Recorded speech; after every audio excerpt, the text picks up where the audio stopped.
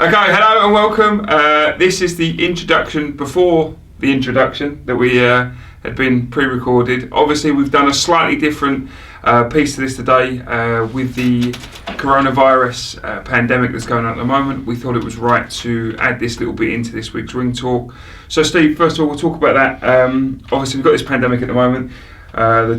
The 14th of March just happened at the weekend. We've got the 21st of March this weekend. I know, and I know some of the boxers know, but let's discuss it for everybody watching. So this weekend, the 21st at York Hall, at the moment, Monday we're sitting here, is still going ahead. In line with the British Boxing Board of Control recommendations and the government recommendations. But of course, we know this is under constant daily review as we're reviewing it as well. Yeah. But that's the crux of it at the moment, isn't it? Yeah, that's exactly where we sit. I mean, from a personal point of view, I think the government should ban all sporting events. Mm-hmm. That's my personal view. However, we have a show contracted this weekend, and from that point of view, if enough boxers have done what they need to do in selling tickets and they want to fight, mm-hmm. and the government doesn't impose any severe number of restrictions on gatherings, like anything, if they go to 1,000 or more, then the show will run. It doesn't matter whether this particular show this weekend is my own show. Mm-hmm. So if it loses money, so be it. However, obviously the boxers are going to have to meet their contractual obligations to fight, and some may struggle to do so. Sure, as in a certain amount of tickets sold, etc. Yeah, and if they do struggle, but if, as I said before, no matter what money we lose, if the fighters have contractually met what their obligations are, we're going to run, and that's how it is. I won't personally be going. Sure. But the show will run, and the reason I'm not personally going is I'm in the high risk category, mm-hmm. and I felt very uncomfortable last Saturday personally, mm-hmm. and I will not be going to large public gatherings of any sort, mm-hmm. going forward. But the show itself will happen if nothing changes. Going forward, I do not expect there to be small hall boxing for quite a period of time. Sure. I think that we're going to see plenty of unemployment. Mm-hmm. We're going to see people very short of money, and the last thing they're going to be doing is going to want to watch their mates box, even if the virus wasn't there. Mm-hmm. So I think we're going to have a mixture of the virus and the economic knock-on that's going to happen. Mm-hmm. This is my viewpoint. Mm-hmm. And from boxers' point of view, that I will be advising all boxers on small hall shows, and I think this will spin over to the large events as well. But I'll be saying to them, realistically, don't think about boxing realistically until September, mm-hmm. and that will be this is my take of the situation. Sure. I cannot see that happening because the virus is going to peak end of May. Nobody's going to want to go to a boxing show in May. I wouldn't want to go. Sure. And then you've then got the fact that people are going to be poorer, so they're not going to want to be buying tickets for shows. Boxers are going to struggle like mad. We've got to get over the worst part of the virus and let the economy get back on track before small hall boxing can get going. And I think it's going to be I think some boxers I was speaking to are just so delusional, mm-hmm. as to what's really going on. They're just totally oblivious to it and think it's some sort of just a flu. It really isn't. You're going to see that if you believe that, but that's their opinion. What we just don't know is the levels of how bad this is going to be. That's so, in terms of also another thing for the weekend, we're running as far as with the government's concerns. The other concern that's there as well is obviously the British Boxing Board of Control supply us with doctors. At the moment, we're still able to supply doctors, but what could happen is if this gets worse, the doctors may not be able to work outside of their medical remit, which means, because obviously the doctors we have at the shows mm-hmm. are obviously doctors in hospitals, etc. during the day, so which means they get pulled away. So there could be a situation that even though the government allow mass gatherings still, the boxing shows might not go ahead because you might not have the medical cover to be able to do it. So that's another thing. I think my feeling on this is there is a chance that boxing goes ahead this weekend, the 21st. I don't think there's any chance that boxing goes ahead on the 28th of March and beyond. Sure. I think I thought last weekend was the last. Yeah. I was convinced they weren't going to run this weekend. Which proves why we have to review it day by day. Yeah. Because it does look like there's a chance of it going ahead this weekend, but I think 28th onwards, it will not happen. Yeah. So just to reiterate, obviously the 21st is still going ahead as planned. We do obviously shows scheduled for the 10th of April in Plymouth, and we have a couple scheduled in May. At this point, they're still going ahead, but obviously the official still going ahead. We'll constantly review it. We will bring you the updates as and when we know. Obviously, as you can appreciate, this is moving at such a fast pace. It changes from 24 hours to 24 hours. By the time this goes out, well, there may be some more news. Sure, there's another announcement. There's going to be daily announcements from the government now. So, but we'll try and keep you best up to date. When we do have news, if there's any cancellation, any changes, we'll put it on our website. We'll put it on here on the social media outlets. And stay safe is the most important thing. Hopefully, everyone isn't affected. Comes out of it the other end. Yeah, there will be some economical things, some of these things. So, first of all, we don't want to appear callous if we're carrying on with the shows. We're trying to do the best we can to accommodate people. From a personal viewpoint, I hope the government cancel it and it takes it out of our hands. That's a personal viewpoint. Sure. But if they don't, we've got to honour what our obligations are. And try the best we can. So we'll try and keep you up to date as best as we can with that. So we just thought we'd add that in, and hopefully it asked a lot of questions, because both me and Steve have had numerous and countless messages and phone calls in the last 48 hours, to the point that we're not being able to come. Welcome to episode 92 of Ring Talk. Myself, Martin Theobald, and with Steve. I'm back. He's back from Amsterdam, apparently. Well, was that? I was not in Amsterdam. Dave the Whip said you were in Amsterdam. Dave spends too fucking long in that. Sorry, too long. Did you not go for? He said you went for 2 days to the brothels. Yeah, no, I did actually. It's true. I was telling myself. Only 2 days. Yeah, I was working. No, nobody would pay for you. So it's true. It's very true. That is true. Can't give it away. How are you? No, I'm good, mate. Well, financial world is. The financial world is in turmoil, and that's obviously what I do. So let's just say it's not the greatest time for that job, because you're having to sit there and advise people in situations that are a bit unique. Yeah. So it's difficult, but it's what we do. So. You step away from a crisis there to the murky world of boxing. Yeah, it's a bit. I suppose it's sort of, boxing is like a release at this moment, which is really, because normally a terrible benchmark of what you're doing. But yeah, it's just how it is. We're used to it now, aren't we? But yeah, it's just had to deal with a couple of things this week in boxing, which will become apparent as time comes on. I'm sure we'll get a question or two about that, but we'll let that come in due course when people will obviously realise. But yeah, some good things are happening, some not so good things have happened, disappointed behaviour of people. You are. Yeah, but we'll discuss that in due course and I will actually, when it does come out, I'm quite happy to say what's happened. It's no problem, people will realise.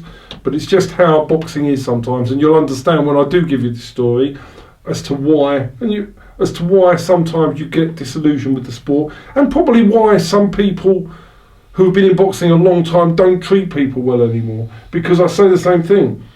A lot of the way boxers are treated, I can't do it, right, because of how I am, but the way a lot of boxers are treated by people is reflective on the way boxers have treated people before. Yeah. Because you're just the good boxers who are treated badly are getting the end of what other people have done beforehand. Yeah. I think that's fair, isn't it? Yeah, it's a sum total of the way you've been treated by others. I think you referenced it with Kev about why you don't invest in boxers necessarily, because you've had ones that have shafted in the past, and that puts a downer on. Whereas you would like to. We invested a bit of money in some boxers, but the ones I invested money in, every single one I invested money in shafted me. Yeah. And it's almost... Alright, we're immediately off topic, but I'm just trying to think without being immoral about it. Like, say, for instance, you had a boxer, Dave, not Evans, the whip, but another one.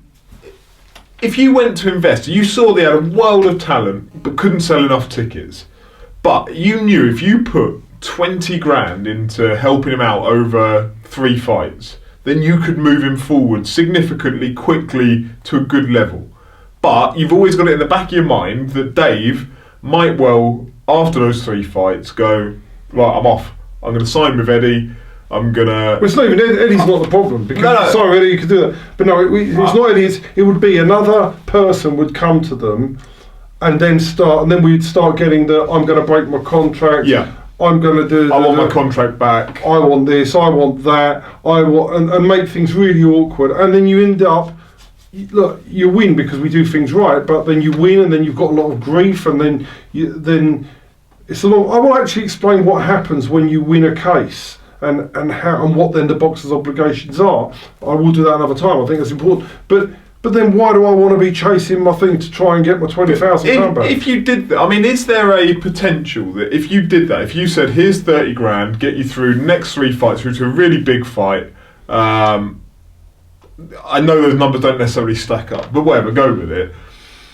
In return, I want, if you leave me, 10% of all your fight purses in the future. Could you sign a contract that that? You could do that only for the 3 years, but you can have 25%. But could you do one outside of the board regulations? No, because it wouldn't be upheld by the board, and then the board, you're not allowed to do...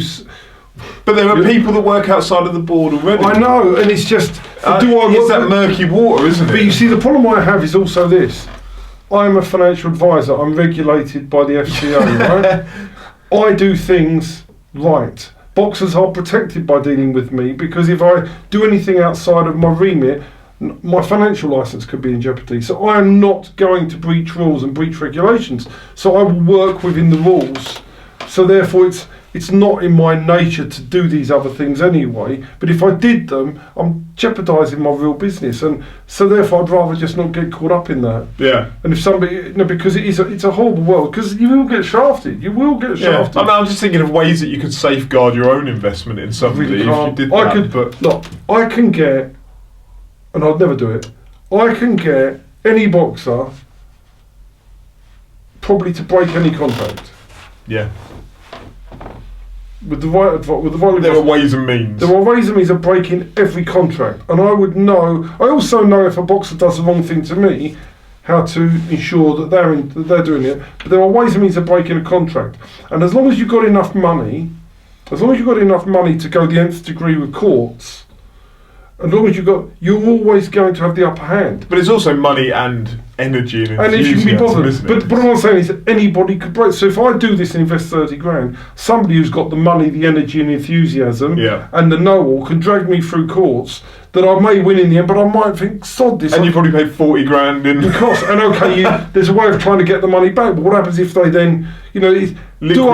Do I really want to do that in my life? No. So therefore you don't do it in the first place now. You do help boxers out, but you're not going to chuck a fortune of money at a boxer anymore. It's not like anyone in boxing would go ahead and liquidate so that people can't get their money back, is it? Exactly. Episode 92 of Ring Talk. Right. Yes, you've got shows that have been on, shows that are coming up. Before we go any further with it, we're going to hand over to Kev, who's going to talk about Saturday night's action from the Unleashed card, because... it was a good card. It was a really good card, really enjoyable. Yeah, and Kev is better at talking about these things than I am. So we're going to hand over to you and Kev now through the magic of video editing. And then we'll be back after that to preview the forthcoming show, which is a cracker. So over to Kev and Steve. Okay, so moving on to light notes. So obviously the 14th of March. Show just at the weekend, Amy Sinfield, good little show. Obviously we had a little bit of the Thursday, Friday was when this pandemic really took hold. We was unsure about whether it was going to go ahead. We did go ahead. It was very well attended. It was fine, people seemed to be thing. We'll run through the card just to talk through. I'll just start from the bottom and work way up. So Vladimir Georgiev, Stu Davis has come on for Jan Arden. 39-38 was a close fight. Yeah. Really, really good fight. Good fight. That Jan Arden is a tough journeyman, real tough guy. It was very close. Yeah. Georgiev just about deserved the win. So yeah, good fight. Joe Roswell, Jamie Spate. It was the first bout of the evening. Good Joe Roswell. Yeah, sharp. Through punch. Not out. We don't manage him, but no, he performed really well. I thought he looked good. He looked above average. Mm-hmm. So I think he's got a good career ahead of him. Yeah, and good 4 rounds from Jamie as well. Normally doing what Jamie does. Jordan Dujon, Jordan Granham, 4 rounds. Jordan Granham. You wouldn't stop Jordan Granham with a sledgehammer. So Jordan Dujon again got the rounds in. Will have learnt a lot from fighting someone like Jordan Granham. He done very well. Mm-hmm. So. Conor Hinds, Sean Watt. So obviously ended in round 1. Sean Watt had sustained an eye injury, thumb to the eye. We think is what happened. Had some eye. So obviously it was a TKO awarded to Conor Hinds. But yeah, had to think. Like to report, we did speak to Ian Burbridge yesterday, who's Sean Watt's manager. Says that he's fine, he's been seen, and hope to make a full recovery. It was a shame that it went the way it was, but he's okay. Is the main part of that. But good from Conor Hinds for what he landed. You know, he's obviously he looked good. He hurt Sean earlier on in the round. I thought Conor looked good. It was his first fight under our management, and I think Conor's got a good future ahead of him. Yaser Al Ghena, Ibrahim. Good fight. I think Yaser looked good. I know his style is showboating. Excellent. Yeah, he's a good little talent, but perhaps the showboating, a little too much showboating. Perhaps at times would be my only critique. Mm-hmm. But he's a talented boy, and he's going to title. And Ibrahim is very experienced. He's 190th. He really came. He got really pissed off, didn't he? Yaser. He got really pissed off with the showboating, so he went for him. But I thought Yaser looked really good, really talented. But he won't be able to showboat like that at a high level. Sure, as it goes through. Kofi Donker, Lee Devine. Kofi's been out for a long time, and I thought it was a really good comeback fight. Mm-hmm. I would be saying now, got to build up some momentum. It's going to be difficult in the current climate. Sure. But yeah, again, you couldn't be anything but happy with Kofi Donker's return. And Lee Devine turned into a really good journeyman. Tough journeyman. Lee Conrad was doing a good job with him in terms of that. Ramez Mahmood, Brett Fido, 6 rounds. Good little fight, though. Great little fight. We said that was going to be a good little fight, didn't we? It's a good little fight. Ramez learned a lot from that. Again, he's 11-0 with Mickey Amu, and he's coming along really well, and he's not far away from bigger fights. Again, that's the job now with Ramez Mahmood is just, do you throw him in, or do you continue to build him? My advice to Mickey would be continue to build him, because but obviously you don't manage Ramez. I don't manage Ramez, so it's nothing to do with me. But to me, rebuilding little step by little step is far better than taking the big leap. Mm-hmm. Neil Parry, Sergio. Good. I thought Neil looked really good. And late change of opponent for Neil. So obviously this opponent changed sort of 48 hours before the show. I'm getting southpaw. On top of getting a southpaw on top of the coronavirus panic we had in the thing of we had the show. But handled it really well, didn't he? I thought he boxed really well. I think he's improving under Billy Rumble. And definitely, Billy Rumble's a good trainer, and he's doing a great job with Neil.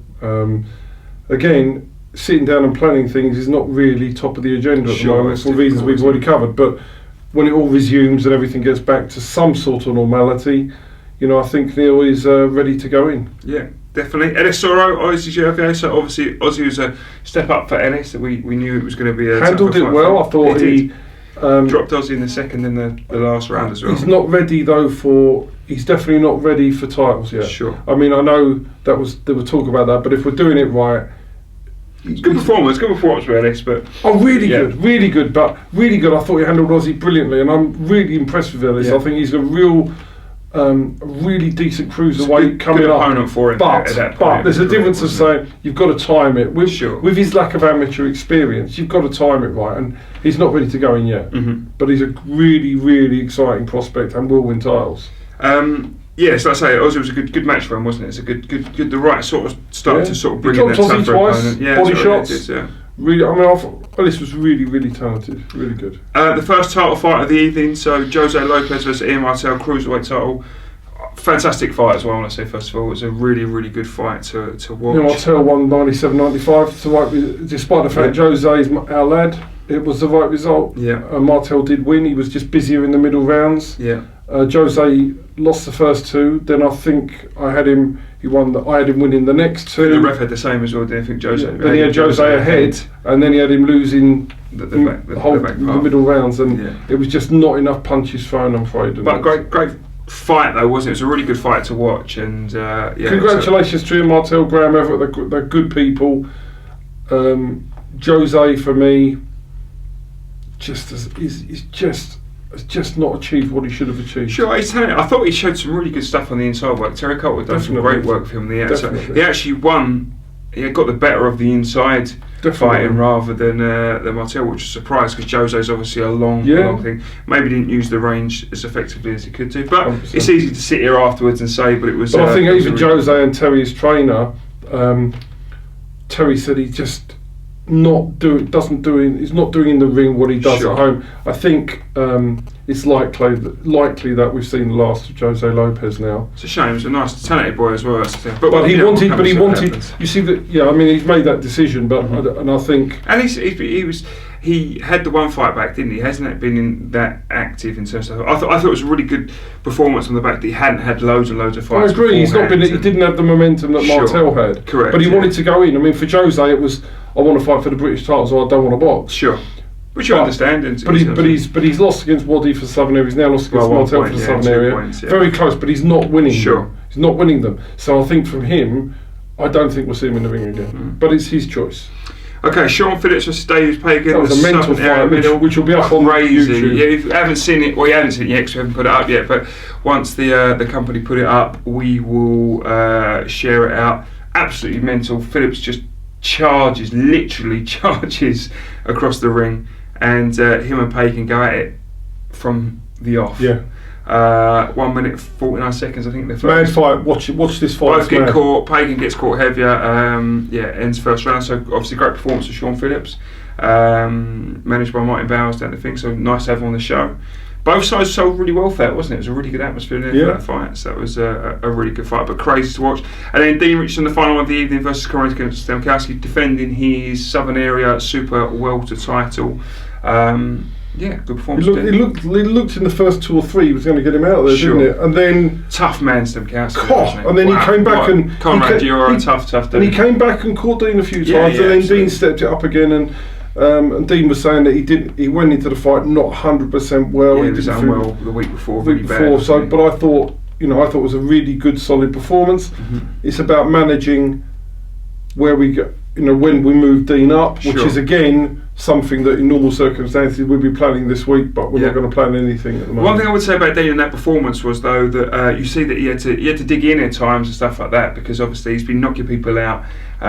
It went 7 rounds. It was eventually caught to thing. He dropped Stempkowski a couple of times, battered him really, and Stempkowski just kept coming forward. I thought he beat Stempkowski a lot easier than Kieran Conway did. Dean Richardson's performance miles better than Kieran Conway's. Excellent, really good. So you've got to really pitch this. I think Dean Richardson is British title level, but we've just got to press the buttons at the right times. Yeah. I will have to say one thing which probably won't be appreciated here, but Kate Richardson, Dean Mum got a bit of a iconic status. I think people were watching Kate as much as I know. She was hiding behind the post. As well. She was behind the chairs, and she's hiding behind the post. I was watching. So Kate, you've become famous with some of the fans there. I'll tell you what we need to do. We need to put a camera on Kate. A cake cam. So good show. So that's the reviews, I think. So again, we'll keep you updated as things move. But that's the review from this week's show. There we go. Thank you very much, Kevin, putting me to shame with your presentation skills, and even if you did go along with the Amsterdam story, which again. So David Whip said that. David Whip. It's the last time he's allowed on my sofa. It's not. He can sleep on any time. I love Dave. Good lad. We're all going out again in April. So we are. If we're allowed out. If we're allowed out by that time. Yeah. What's going on? Under quarantine and. Do you know? Seriously, it might be. Yeah. By then. Yeah. Might be by then. Can't ban the pub, can you? That's one that. Nah, it goes against everything British. Right, what's going on this weekend? So while we're still allowed out of the house, while we're still allowed mass gatherings, shouldn't make jokes of it really, should we? People are dying and stuff. No, it's true. Anyway, it's the only way to deal with it at the moment. Well, to be honest, the problem is we can't, What else can you do? What else can you do? Sooner or later, they are going to... Boxing events will get stopped. They've got to get stopped. Did you see Hearn's IFL interview? No. Where he was talking about Joshua Pulev, whatever you want to call him, saying about it either has to go ahead at a stadium or it doesn't go ahead. Because he was saying, you can't... Boxing relies upon that engagement between audience and fighter. And he said it's not even about the money necessarily. It's about you. Could you imagine if basically they just got a gym and put Joshua and Pulev in a ring, and there was Adam Smith and Eddie Hearn ringside, and that's it? It's just broadcast on TV. That's not going to work, is it? It doesn't work. There's no point doing it in a stadium. Well, I think a lot of these fights, the way things are going, these big fights are lining up, there's got to be doubts about whether they happen.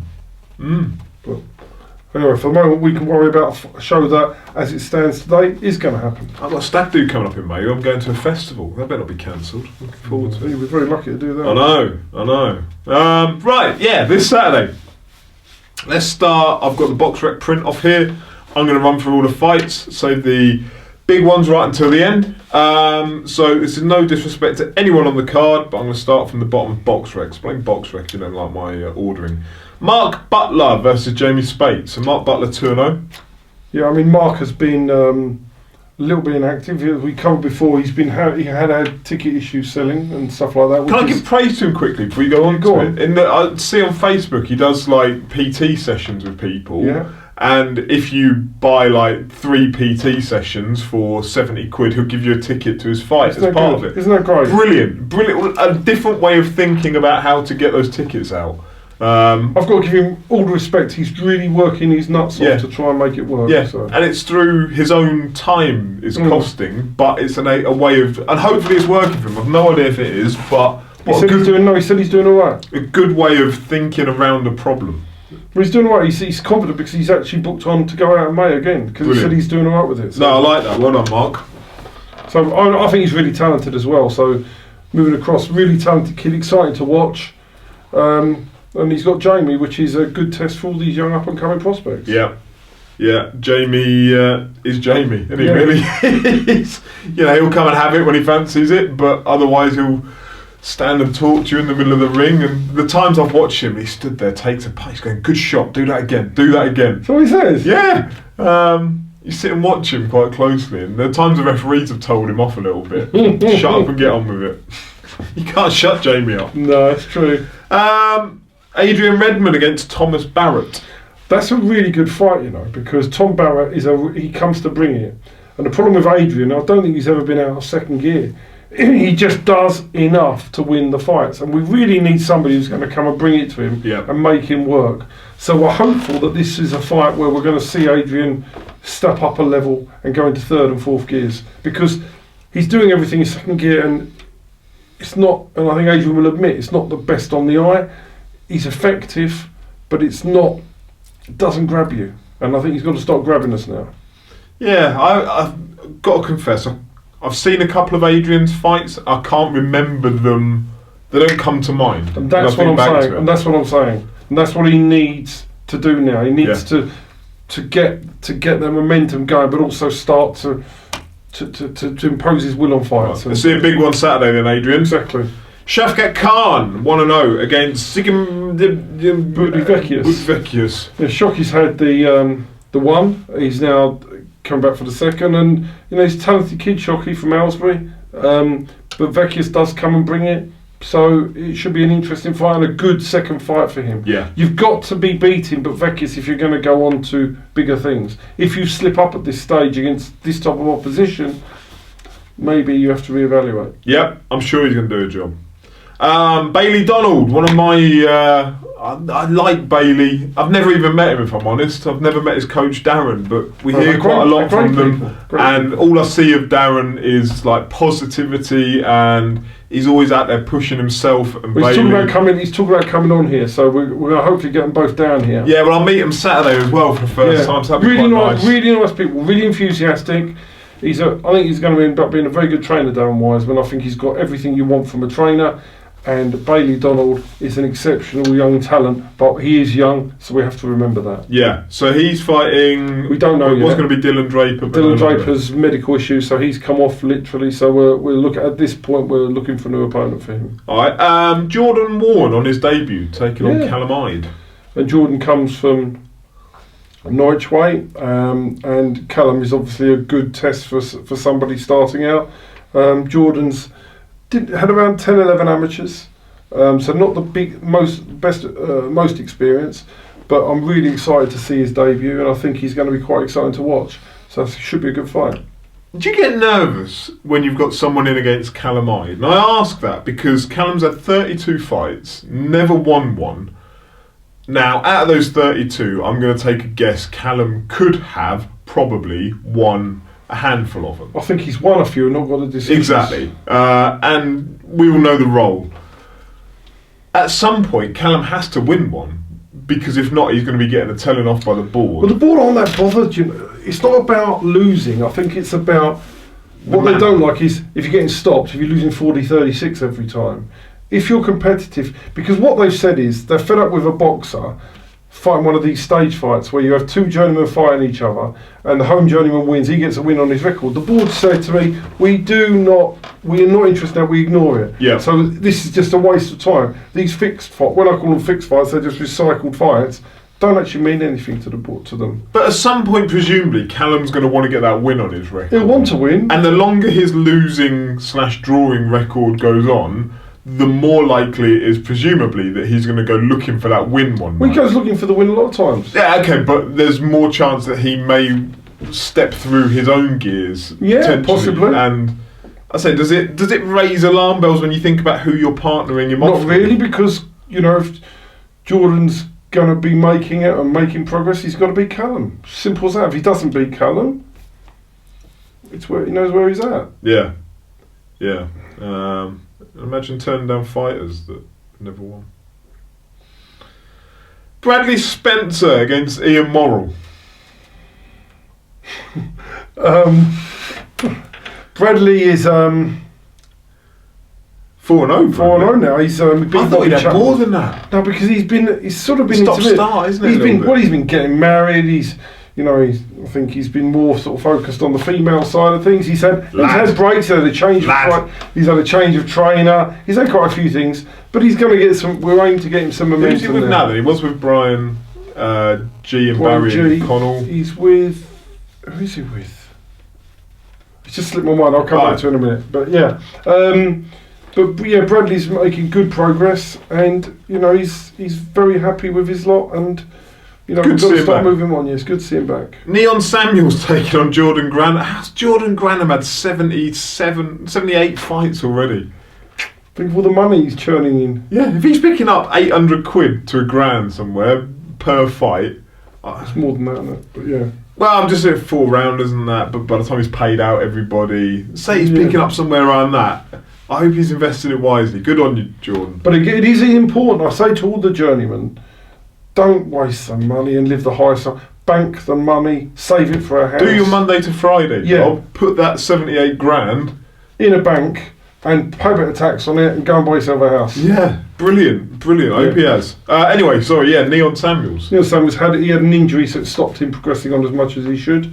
But no, we're looking forward to seeing Neon get himself back in the thing. He had a harder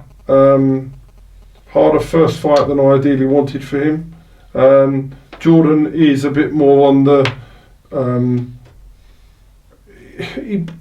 he's more in the survival mode, Jordan, than he is aggression mode most of the time. So hopefully for Neon that means that he can get a win. But I mean, he was a really big fight.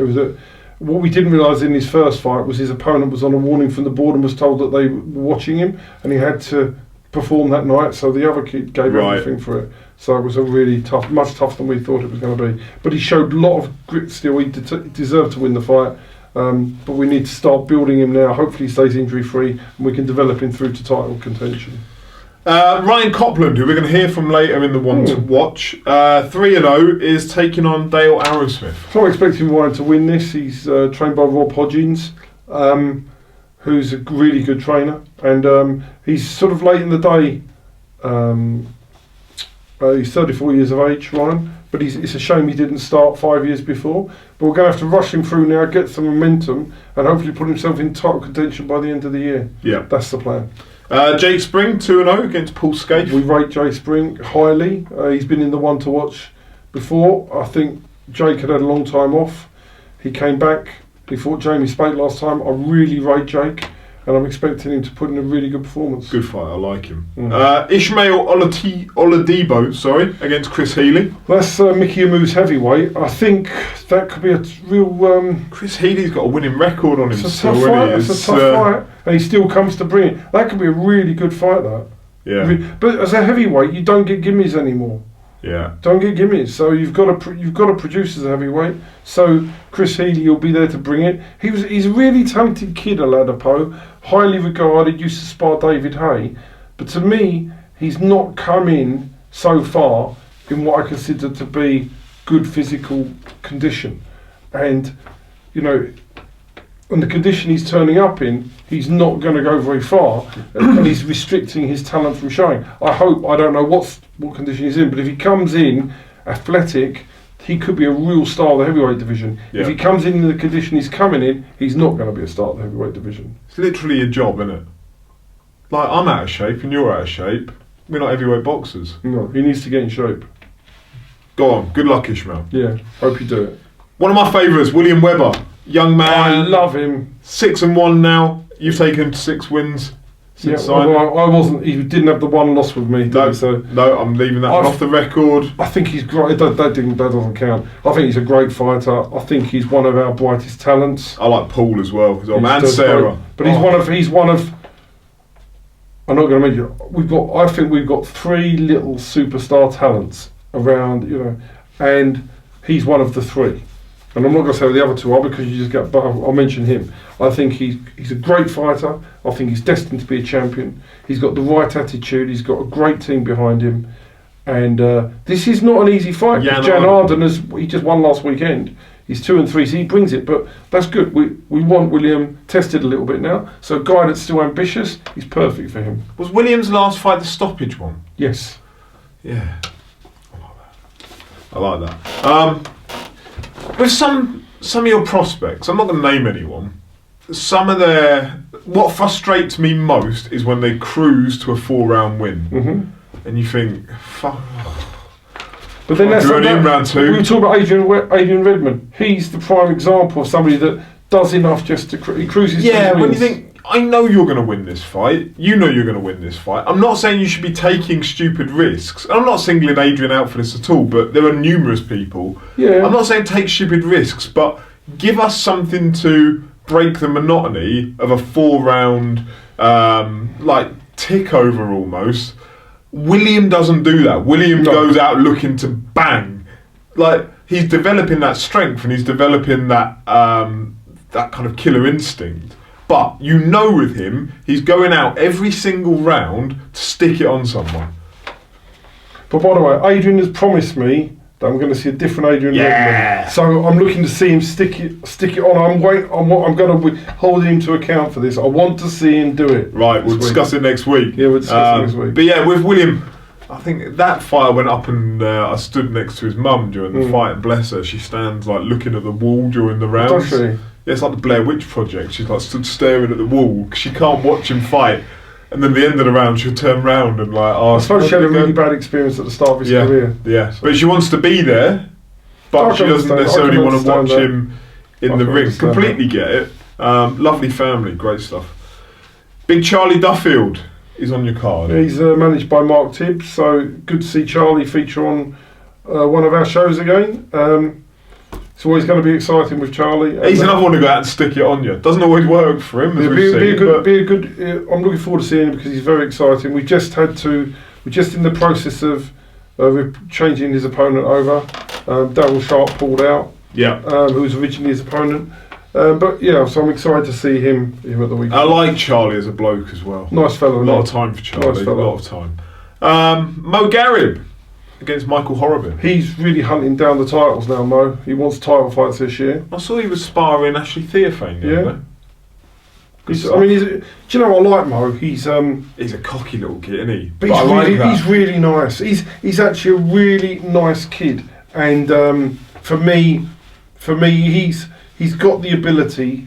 His amateur pedigree is great. He's got the ability to fight and win titles. Yeah. So we've just got to navigate him through and take the opportunities when they're right. But we're going to get this one out of the way, and then we're going to sit down and look at what there is on the horizon for him. Yeah, I like Mark. I think I've said about it on here before, but I'd called out his flashiness in the ring. And again, that comes down to the frustration of, look, if you're in a 4-rounder and your level's above your opponent, rather than showboating, actually look for the finish. And then I had a long conversation with him about it and wrote a piece about it, and he explained, what he's about, and he's gone about and made some changes with his trainer, and I think he's a fantastic little fighter, Mo. A lot of time for him. Me too. Dalton Miller, an interesting one, isn't he, Dalton? Against Robbie Chapman. Yeah, Dalton wants to get himself back in the title mix, and he's, I think his record. People realise he's got a negative record, but he's only lost 1 of the last 6. Yeah. So he's getting back there now. I mean, he deserves Southern Area titles shot this year. And Robbie Chapman is a worthy adversary, and who's also got a positive record and fought for the Southern Area title. So if Dalton's able to overcome Robbie, then I hope it puts him in the title list. He was up north really last week, Robbie. Yeah, he fought up in Doncaster against an unbeaten prospect, took rounds off them, so it was good. Good stuff. Right, now we're on to the 3 of the biggest fights. One of which has gone wrong. Never mind. Liam Dillon was meant to be fighting Dennis Wahomey for the English Super Feather title. Dennis injured. So that's postponed till the 30th of May. Yeah. So now Liam has got a 6-round fight on the card. Yeah. He wanted to fight anyway. How is he? Is he okay? I spoke to his trainer. They're down in the dumps, but it is what it is, and they're really good people. They're not going to shout, but they're not going to shout about something that they know that it's a genuine injury. And how's Dennis?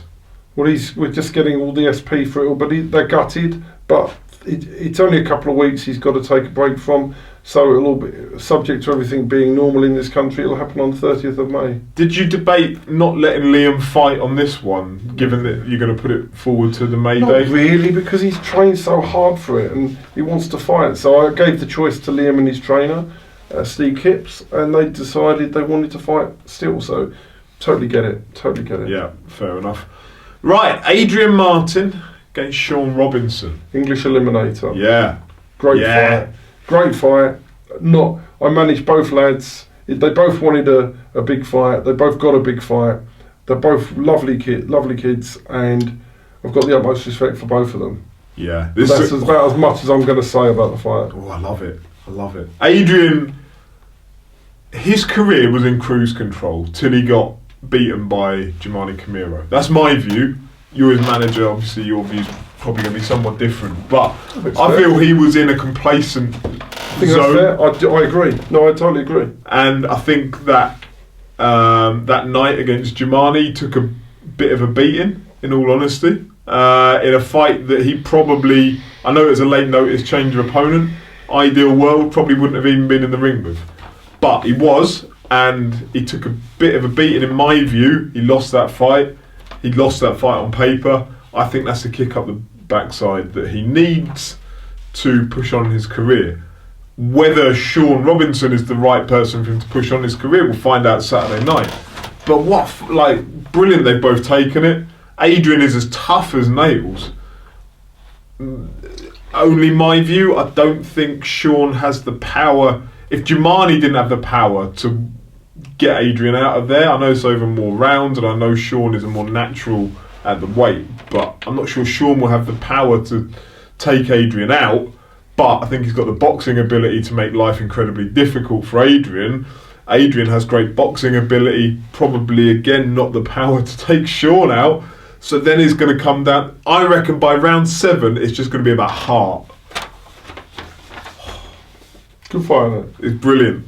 But do you know what I look at it? The winner can go on and aim for the English title. The loser can still come back and go for Southern Area title. Yeah. If they want to do that. So there's no loser out of this fight. I think it's the winner just propels themselves on to something bigger. They're both young lads, aren't they? Yeah. But neither of them wanted to fight journeyman anymore. They don't want to fight journeyman anymore. So they've said, we don't want no more journeyman. We want fights now. They both had 11, 12 fights. So that's fair enough, isn't it? Yeah, brilliant. And they'll both earn money out of the fight. They'll earn, so they get paid. They have a hard fight. The winner goes on and gets something, moves up the ladder. It makes sense now for them. Good luck to you both. Yeah. And then the final fight on here, I'll call it the main event. I don't know if you'll call it the main event. It's got to be the main event. Yeah. Linus Udofia, 15-0, defends his English title, middleweight title for the first time against John Brennan, who drew with the aforementioned Sean Robinson in a challenge for the Southern Area title. Who is Linus's gym mate. Who's Linus's gym mate. So John Brennan is one tough man. Yeah. He looks like a tough man. He's a real tough man. He'll bring it. Linus will need to be on top of his game. I think Linus is naturally bigger at the weight. I would say he's naturally the better boxer. And I would expect Linus to be a hot favourite for this fight, in my opinion. But We have seen people get complacent and slip over, so it's important Linus isn't complacent. He's never shown any sign of being complacent in any of his fights, and I do expect Linus to win before going on to bigger and better things. It's also now about keeping that hunger and desire, isn't it? He won that English title. He's got to be as hungry for victory and in his training as he was approaching the fight to win the title. Totally. Again, that complacency zone, he's got to avoid 100%. the risk of kind of slipping into it. He's never shown any sign of being complacent. No, I'm not suggesting that he is or he has. I think we're going to get an exceptional performance from Linus, and he's going to show us why he is the star that we believe he's going to be. Yeah. I find it horrible watching Linus now. Do you? Yeah. Why? Because he's got to that level where I know every fight's tough, and I consider Linus a mate as much. As much as I'm a fan of his, I consider him a mate. And in that last fight when he won the title, and he was kept getting clipped by a certain shot, which I won't go into on here for you know privacy reasons. Don't give any game plan. Kept getting clipped by a certain shot. I was thinking, no, do something about it and just do something. And he came through it, and he proved he's got a chin on him as well. Yeah. But yeah, like what a fight. Anyone out there that hasn't seen Linus, get down Saturday to come and watch him, because he's one of my favourite fighters to watch. Don't come if you haven't got a ticket though, because there's only ringside left. Oh, okay. So get yourself a ticket and then come But down. it's only ringside. Get yourself a ringside ticket and then come down. Right, that's it. That's the whole card. It's a cracker. Even the one that's fallen out, which is a shame. But it's good that Liam's still on there, because I like watching Liam fight. Yeah, but the opportunity's not dead for him. It's just been postponed. Yeah. So. Is it in May, did you say? 30th of May. Cool. Right, that's it. I say that's the preview done. So we're going to move on to my weekly rant, which I'm about to make up and then film. So give you a glimpse behind the curtain. Right, so we'll come back to that in 2 seconds. Martin's weekly rant. Right, my weekly rant session. It's not really a rant, to be honest. It's more about I don't understand why more boxers don't go out on the road to become journeymen. Steve and I have discussed it before, the money that could be made. We discussed it about Jordan Grannon, the money that he's made out of boxing, hopefully, that has been put to one side. I think when you look at the likes of William Warburton, recently retired with 200 fights to his name, there are lads out there that I think are superb defensive boxers, lads that could travel up and down the country, do a job on the road, lads that could help bring other boxers through. I'd love to see more of those. The ones that are good fighters now, but not necessarily, realistically going to make it to titles, or could but struggle to sell tickets. I'd love to see more and more of them actually make it into being high-level journeymen that don't have the stresses and the strains of selling tickets. I appreciate it's difficult in an era of social media and BoxRec where your mates might see your record and think, you're a terrible boxer. So I appreciate there's that element of it, but it's more, I would love to see those talented boxers that aren't necessarily going to go on to titles, but could perfect the art of going out on the road and actually make themselves some decent money without all the stresses of boxing and the ticket sales and all of that side of it, and just be regular and active and make themselves a decent living. I'd love to see more of it. Give it some consideration. Right, we are back. We've got the one to watch, which is Ryan Copland, who we mentioned earlier, is fighting Saturday night, 34 years old, came to the sport late, 3-0. Talk to me about him. Wished I got him a few years before. He didn't originally sign. It was really interesting because he originally was going to sign with me, and he signed with Mervyn Turner. And he had one fight with Mervyn Turner, and things didn't work out with him and his manager. So the next I knew was he was out of contract and whatever had happened. And he came to me and said, would I take him on?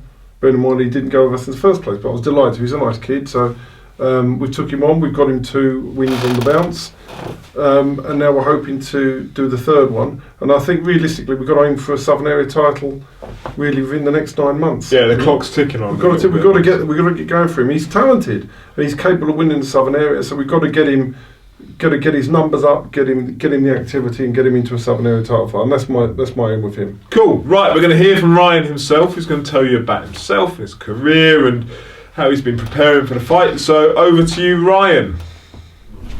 Okay, so we're Goodwin Boxing HQ. I'm joined by undefeated professional Ryan Copland, who's back out on the 21st of March. Ryan, how you doing? Yeah, good mate. So, been down there today, you made your day, you've had your photographs done, obviously we do some green screen footage. How's that experience been? Yeah, it's all good. It's all good for putting stuff out there for social media and that. Anything you've done before? No, obviously done an interview before, but that's about it really. So. Okay, so 3-0 as a pro, as we said, you're coming out on the 21st of March for your fourth professional debut. How's your career been so far? Have you found it? It's a bit of a slow start, but gone with Goodwin now, so we're getting moving, so that's the main thing. So I need to get moving anyway because I'm a little bit older, but so how old are you for people that's watching? 34.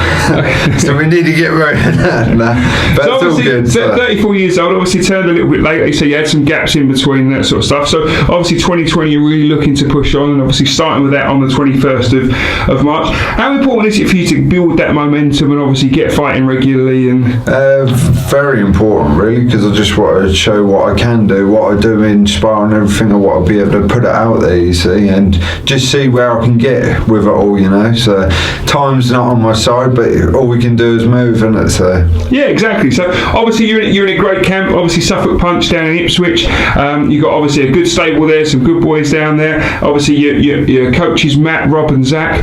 Tell me the kind of work they've been doing with you, and obviously how they are as a group and as a camp. Oh, it's really good. We're really close. Rob, Zach, you know, we work on technical stuff, everything. They take us sparring. We get some good sparring at like Peacock's gym, places like that. So yeah, they're always got a good thing going, basically. And it's an untapped area, really, isn't it? There's some good boys out there.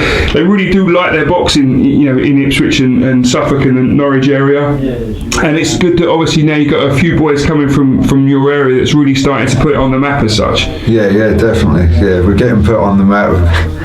How important is it for the local community to join? Obviously the support. Obviously you have to sell tickets. Sometimes you're dragging them up to London.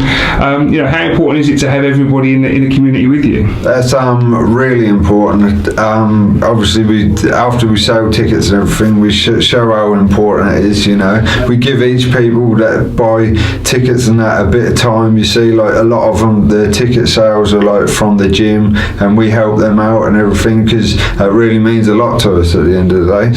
So obviously you work as well, Ryan. How is it in terms of, give us a typical day for you in terms of, because I don't think people appreciate, if you're a pro boxer, how hard it is to obviously work, train, you know, sell tickets, make a living, etc. What's a typical day for you?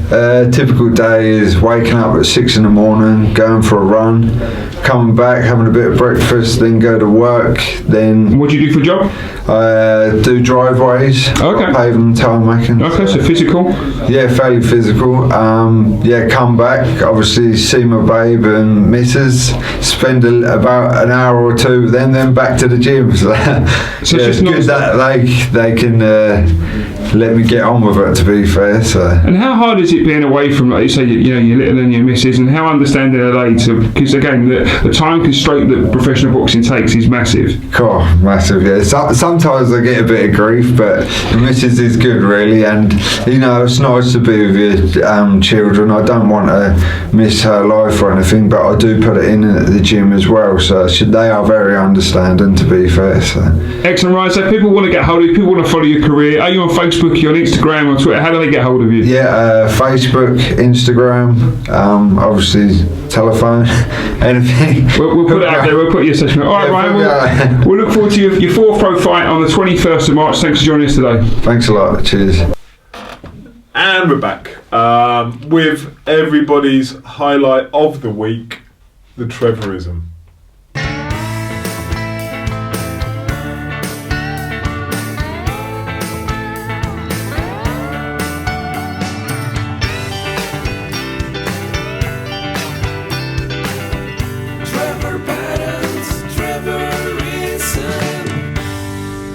I saw Trevor on Saturday in the bar. Whenever you see him, in your head, do you go, Trevor Padden's Trevorism? Because I do. Like, when I think of Trevor, which is not that often, granted, but... But he said, I get worried, I think I might, he said, I've got these Trevorisms in my head. He said, Keep him there. he said, but I think that someday somebody's going to come in here and punch him. He said, I think I need security because he said, I just feel that a lot of things I want to say and my views would upset people. So I said, well, tell me what they are. And he's told me a few, and I'm thinking, surely, I can't say that one. I can't say that one. So this is the tamest one of the 3 or 4 Trevorisms. Which you forewarned me may piss some people off. Yeah, but this is the tamest one. Right. Well, let's go for it then. I want to hear. Okay, he says, I believe that 30% of trainers should have their licences taken away. Watching on television and sometimes hearing at your call, he says that the instructions given to boxers are inept, incompetent, useless, and don't help the fighters. And in any other business, they would be sacked or have their licences removed. Over to you. Discuss. That's what he told me. I remember myself saying, yes, so that's... All right, 30%. So he basically feels that a lot of trainers are useless. Yeah, 30% is arbitrary to some extent. I don't know where you got 30% from. We'll go with it. It's a nuanced thing, isn't it? That the role of a trainer, when we see it on Sky or when we see it at York Hall, we see it for 36 minutes, tops. That has been 8 weeks in the making to get to that point. I think any trainer that gets a fighter into the ring, gets them on weight, gets them in shape, gives them the tools to be able to go out and do the job. What you see of what they tell a boxer, the influence a trainer can have outside of a ring for 3 minutes and inside in that 1 minute, I think is fairly minimal. What his argument is this, that he says the job of a trainer is not just to get a boxer fit, it's to be able to watch the fight, be able to see what they're doing wrong or what the opponent is doing wrong, and be able to change and adapt what they are doing in a corner to make them be able to take advantage or defend themselves against things that are happening. And what he says is he doesn't believe many trainers have the ability, well no, he does, some of the trainers, not many because most do, but some of the trainers do not have the ability to give fighters instructions in the ring, and if they can't give proper corner work instructions, they shouldn't be doing it. And he says there should be a monitoring of all trainers' corner work, and if they're not giving adequate instructions, people should suspend the licence or send them on corners. My view would be a trainer should have spent 8 weeks, or however long a training camp would be, drilling into their fighter, this is plan A. Plan A is that you approach it in this way, you do this, you do that, you do the other. If I see after 2 rounds plan A isn't working, then we switch to plan B. Now I've given you all the tools to switch to plan B. They've only got a very limited period of time where they've got the attention of that fighter, sat down in the corner where they can try and impart what they envisage, what they see, and how they want it to play out. So do you believe he's being overcritical of trainers? I think it's very difficult given that, as I say, there's 8 weeks worth of work that we're only seeing for 36 minutes. I don't disagree. And we're only seeing, actually, for 1 minute in those 36 minutes. I don't actually agree with him. But I think if you're a trainer and you do disagree with him, you know where to you know where to find him. So I was down watching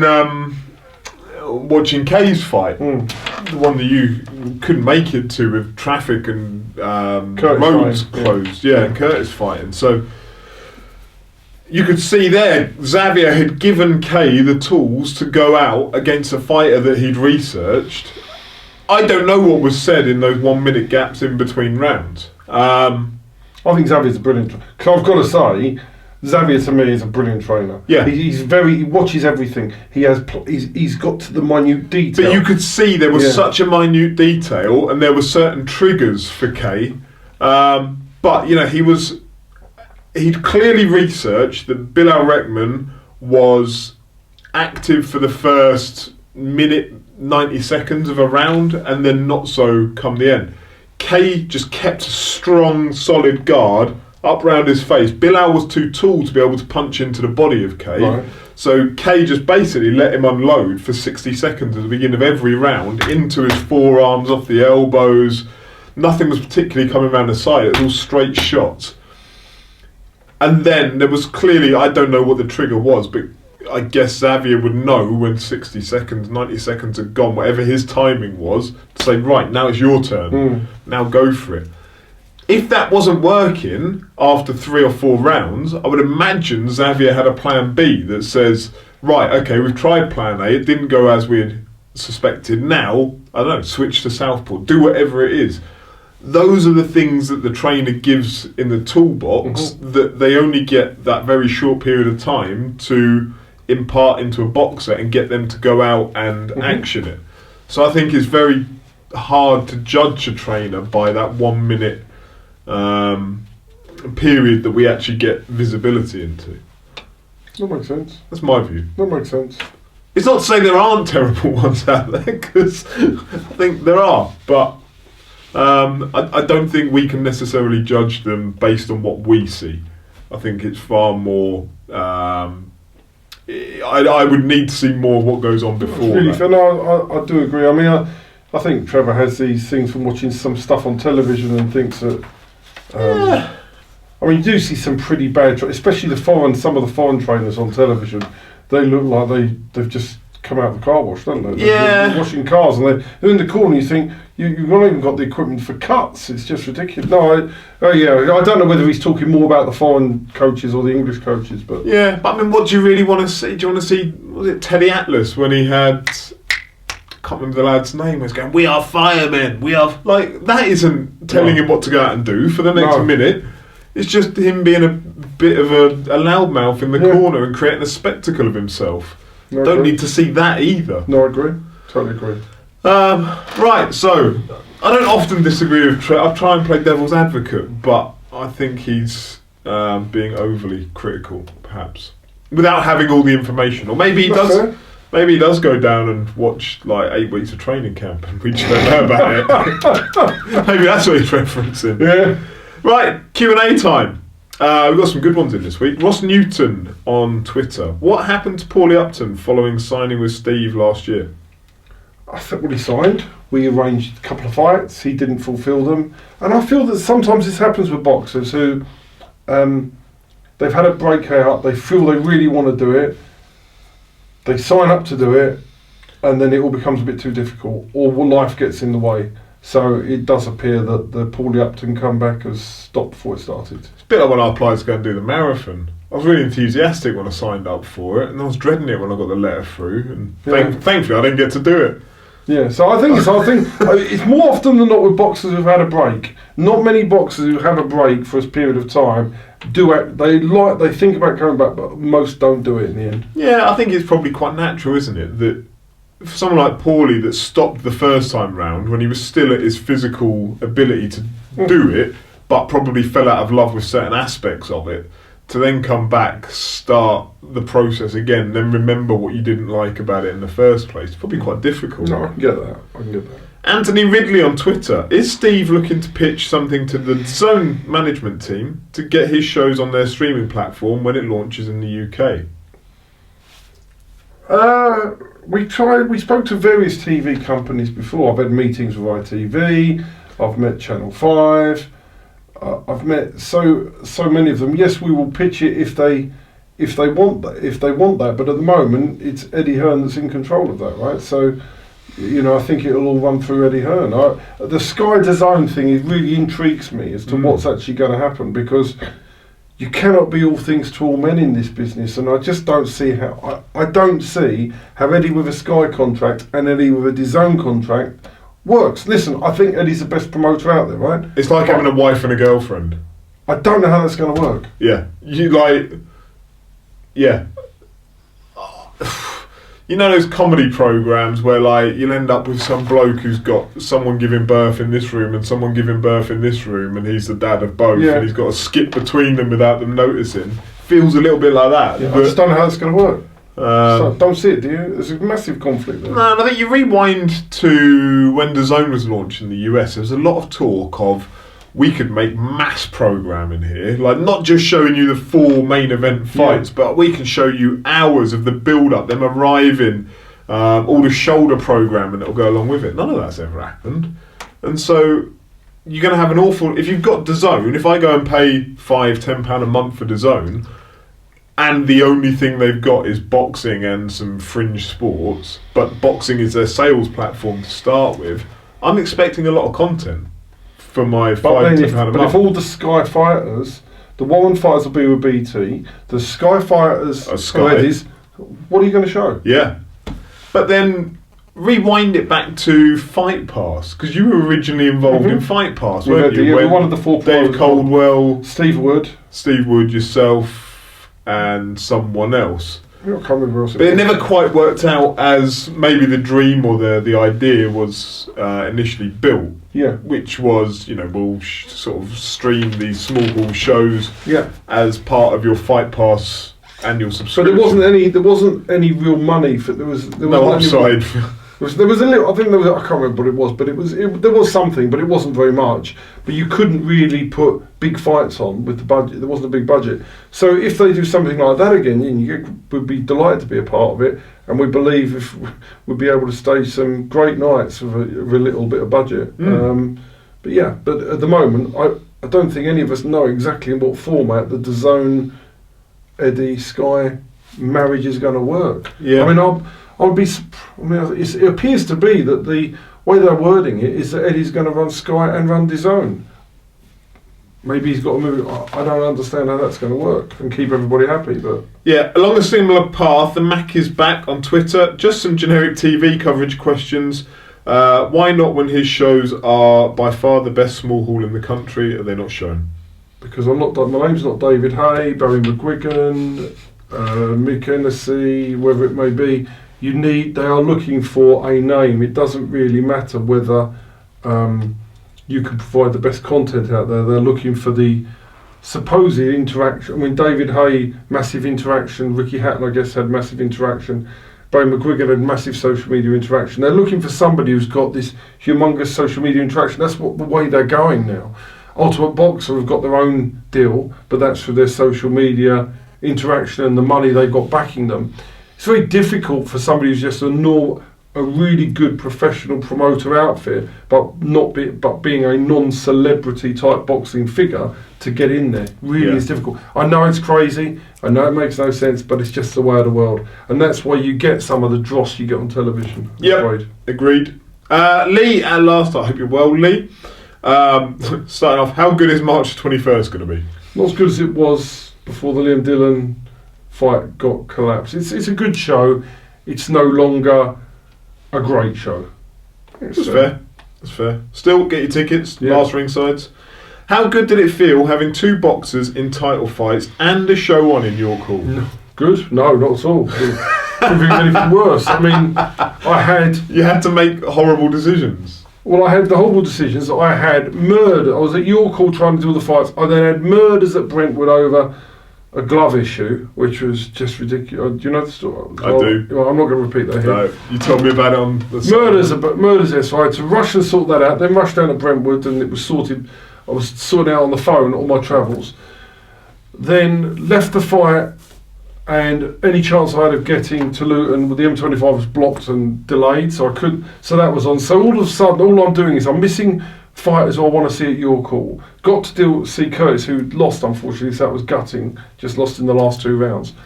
And then I couldn't get to Dunstable. It was just an awful night, really. The worst of all worlds. The worst of all. It was an awful night. It was just not what I want. The only good thing was K1, right, which is great, but you relayed that to me, so that was brilliant news. But the actual evening for me personally was, I felt I wasn't able to do what I needed to do, and I was the only person that was really there for the whole time was Curtis Felix. Everybody else was just making do with a bit of my time, and I felt guilty. Yeah, and I felt guilty being sat there thinking, it'd be far better if you were here than me.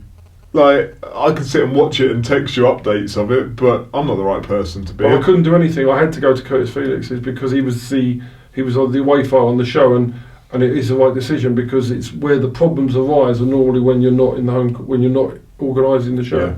Final question from Lee at last start. How difficult would he say it's going to be to make AJ versus Fury with his understanding of what the pay-per-view model is? Right, I think the biggest problem is not necessarily the pay-per-view model. The biggest problem is, we've had this all before, it's all bluster, right? The money machine works better if they don't fight each other. Right, now let's take my opinion on the fight. I believe that Fury beats Joshua. Right, I believe that. I believe he should be 3 or 4 on to beat Anthony Joshua. So let's take it two ways. But so Anthony Joshua, isn't it far better to make out you want to, or to call out for the fight, but carry on milking with more defences against the mandatories. The mandatories. Just deal with the mandatories as they come, because he can beat those mandatories. And sell out 70,000 tickets and sell 800,000. But at the same time say, I want the Fury fight, I want the Fury fight, I want the Fury fight. From Fury's point of view, they can make really good money without fighting Anthony Joshua and without having the risk, because Fury beats most people. So for them, why not milk the cash cow, right, in America, and keep, I want to fight Joshua, I want to fight Joshua, I want to fight Joshua. So one of them might want to fight, but you need two of them to want to fight each other and two of them to accept that. Now, that's the first issue before you even get to the TV networks, because I believe, and I listen in boxing, I listen to so much in boxing, and I hear people say things and promoters say things that I know to be untrue. And I'm not talking about Eddie Hearn or anybody in particular. Well, but not just talking about Eddie Hearn. I'm talking about anybody, I'm talking about any of them. They say things that are totally untrue. And you think, you know, it may be from saying one thing and then being contradicted a week later because somebody's brought up some old footage where you said something that's contradicted, or downright making out that you've tried to do a deal for a fight and you're not, saying you spoke to Bob Arum and Bob Arum says you haven't spoken to me, Eddie says he has, right, about it. So one of them is not, one of them is lying, but this is what happens. So when you're trying to make a fight and nobody's telling the truth, the public don't ever know what's really going on, and as long as the fans of each fighter believe it's them trying to make the fight, they can carry on earning their money. I think the problem is with that, you end up with, I don't know, say the 100% of people that will watch a boxing match, say 25% of them are staunch Eddie Hearn / AJ fans that will believe every word that comes out of their mouths. 20% are Fury fans that will believe every word that comes out of Fury and Warren's mouth. Yeah. The remaining 55% are people that just get so bored of all of it, of hearing, you know, when we cast your mind back, so percentage breakdowns. I've issued a contract, they turned it down. Yeah. We want the money up front, we've lodged the money. 50-50. Yeah. It's just nonsense. There's that whole middle ground that actually just want to see the fights, that don't care for what anyone says other than get him in the ring. But what I would say was Wilder did fight Tyson Fury. Twice. He did it. So he went in the big fight. And Fury fought Wilder. So they've both done it. AJ, despite the talk, has not done it yet. So I genuinely don't know what the truth is. I don't know. But so I think you've got the same problem here. So before you deal with the networks, you've got all the other thing. We're saying, well, do they really want to do it? You have to have everybody really committed to wanting to make it. Otherwise, you get all the smoke and mirrors again. The same crap we had with Joshua Wilder, all spouted up again, and nobody ever really knows. You can never be. Nobody ever knows who's really told the truth and who really was avoiding the fight. All you know is Fury did fight Wilder. The rest of it you don't know. None of us will ever know. Yeah. The only people that know are the people really involved. But I've always said, if you took Fury and you took Joshua and you banned them from having their circle of people around them, I'm talking Warren, Hearn, MTK, Freddie Cunningham, all of them. You just took those two men, put them in a room, told them what the total pot of money is, I guarantee you they would walk out of there With a deal. I agree. I don't think it's the fighters. Yeah, those two men, if you said to them, we're going to fight each other for a grand total of £40 million each, those two men would sign the bit of paper, walk away and go and start the training. But it's to other people who are around these fighters, it's in their interest for them not to do it. Yeah. So people put up obstacles. Yeah. So whether that's, I hope this fight gets made. Do I believe it gets made this year? Honestly, no. No, not this year. No, not this year at all.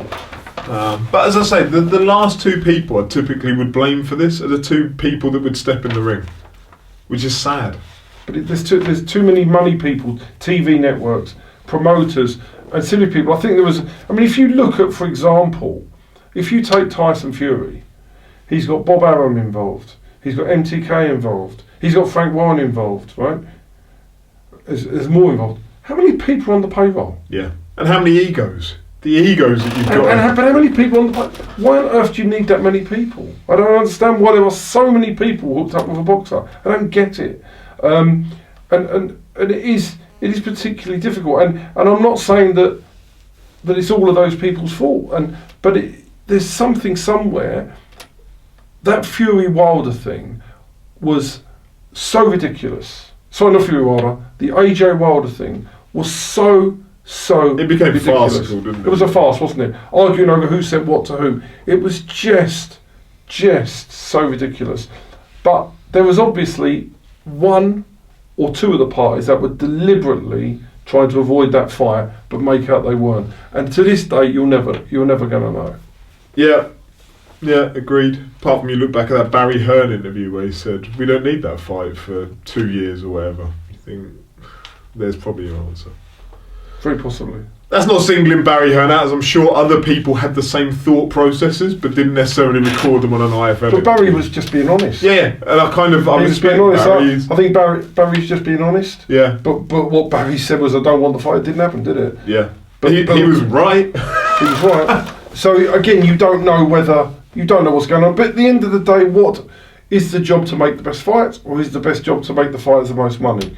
That's a separate argument entirely. Whether this fight, so I don't even believe it's necessarily as far as the broadcasters. You've got to get everybody wanting to do it to make the broadcasters want to do it. And hopefully they all will get together and say, yeah, this fight makes so much money, we're going to do it. Yeah. Yeah. Have you watched the Fury ITV documentary? Not yet, I've got it on top. Good. Is it good? Good. Watch it. Really recommend it to anyone out there. Watch it. It's brilliant. And the one person that comes over brilliantly out of all of it is Paris Fury. Paris Fury. What a woman. What a brilliant woman. In what must be very trying circumstances at times. Brilliant. Really enjoyed it. Right, that's it. We're done. We'll be back next week to review Saturday night's show. A preview ahead to Sam Cox and Dan Azaksa on the Matchroom show. Yeah, awesome stuff. Excellent. Right, thank you very much for watching. As always, your support means the world because it helps these boxers when we can hand over some money to help some of them out. So it's brilliant that you've given us your time. So thank you very much. And Cheers. We're nearly approaching 100 and we'll be back next week. Exactly. Cheers. Bye-bye.